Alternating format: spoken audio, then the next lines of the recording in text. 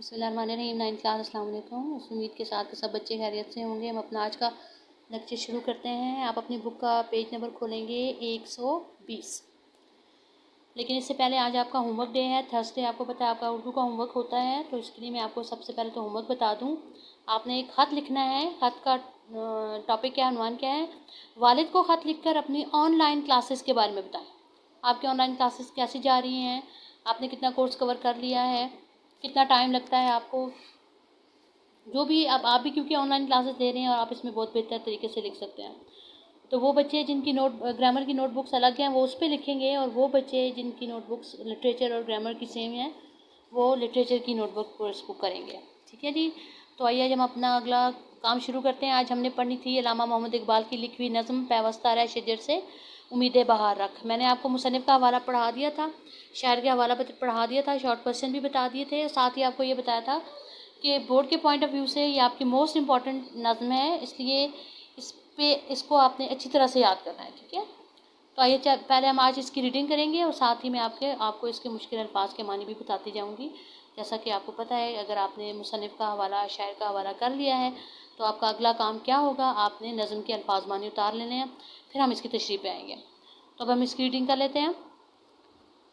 डाली गई जो फसले ख़िज़ा में शजर से टूट, मुमकिन नहीं हरी हो सहाबे बहार से। है लाजवाल अहदे ख़िज़ां उसके वास्ते, कुछ वास्ता नहीं है उसे बरगुबार से। पहले यहाँ तक हम मीनिंग कर लेते हैं। डाली का मतलब क्या होता है, शाख या टहनी। फसले ख़िज़ां का मानी क्या होगा, ख़िज़ां का मौसम। सहाबे बहार का मतलब होता है बहार का बादल, यानी वो टहनी, वो शाख जो दरख्त से टूट जाए। बेशक बहार आए, कई दफ़ा बहार आए, बार बार बहार का मौसम आए, लेकिन वो टहनी हरी नहीं हो सकती, क्योंकि अब उसके नसीब में क्या लिख दी गई है, हमेशा के लिए ख़िज़ां लिख दी गई है। अहद ख़िज़ां है लाजवाल अहद ख़िज़ां उसके वास्ते। अहद ख़िज़ां का मतलब क्या होगा, ख़िज़ां का मौसम। और बरगो बार का मतलब होता है फल और पत्ते। बर्ग पत्तों को कहते हैं और बार फल हैं, यानी वो टहनी जो अपनी दरख्त से अलग हो चुकी है, उसके ऊपर हमेशा के लिए ख़िज़ां का मौसम है, उसके ऊपर अब ना फल आएंगे और ना ही पत्ते आएंगे। 9th क्लास, साथ साथ ग्रामर के हवाले से मैं आपको बताती जाऊँ। इसमें जैसे हमने लफ्ज़ पढ़ा फसले बहार, सहाबे, फसले ख़िज़ां, सहाबे बहार, अहद ख़िज़ां, ये 3 अल्फाज आप देखते हैं मिलते जुलते हैं।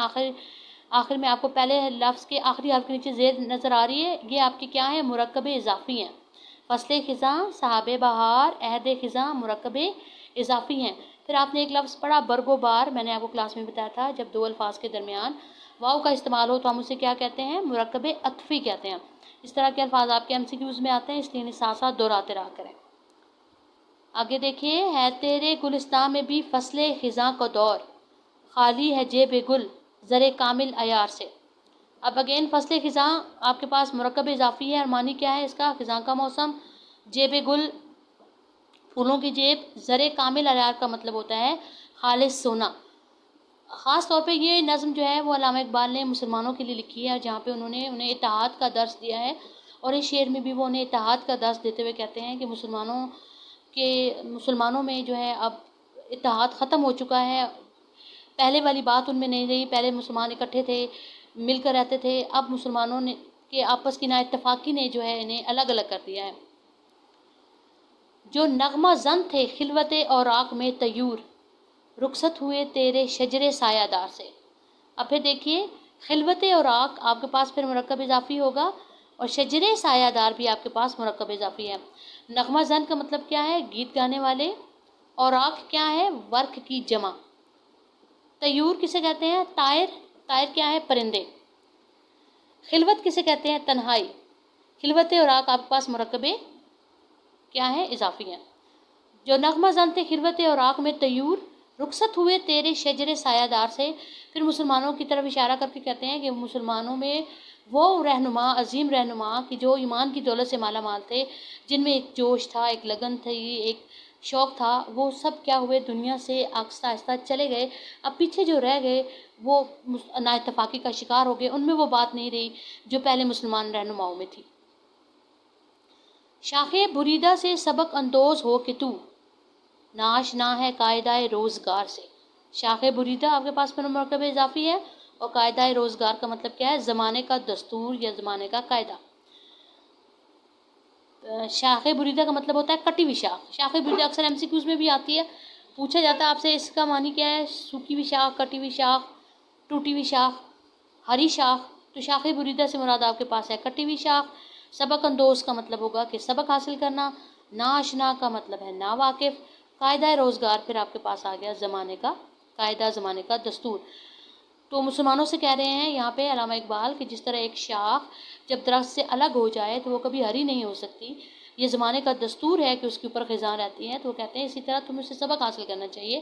اگر تم اپنی قوم سے الگ ہو جاؤ گے, نا اتفاقی اپناؤ گے, تو کبھی بھی آگے نہیں بڑھ پاؤ گے, کبھی بھی ترقی نہیں کر پاؤ گے. ملت کے ساتھ رابطہ استوار رکھ, پیوستہ رہ شجر سے, امید بہار رکھ. استوار کا مطلب کیا ہوتا ہے؟ قائم کرنا. پیوستہ کا مطلب کیا ہے؟ جڑنا. امید بہار پھر آپ کے پاس مرکب اضافی ہے. امید بہار کا مطلب ہوتا ہے بہار کی امید. اب وہ یہاں پہ کیا کہہ رہے ہیں مسلمانوں کو اگین, کہ مسلمانوں کو یہ تلقین کر رہے ہیں کہ تم اگر اپنی ملت کے ساتھ جڑے رہو گے, درخت کے ساتھ جڑے رہو گے, تو بہار کی امید کر سکتے ہو, یعنی ترقی کر سکتے ہو, آگے بڑھ سکتے ہو. اگر الگ ہو جاؤ گے شاخ کی طرح تو کبھی بھی آگے بڑھ نہیں سکو گے, ہمیشہ کے لیے تم پر خزاں رہے گی. تو 9 کلاس ہم نے چیپٹر نظم جو ہے وہ پڑھ لی ہے. اب آپ نے اس کے الفاظ معنی اتار لینے ہیں. آپ لیٹر بھی کریں گے جو میں نے آپ کو ہوم ورک دیا, اور ساتھ ہی آپ اس کے الفاظ معنی بھی اتاریں گے. ٹھیک ہے جی. اگلے لیکچر میں ہم انشاءاللہ اس کی تشریح کریں گے. تب تک اللہ حافظ.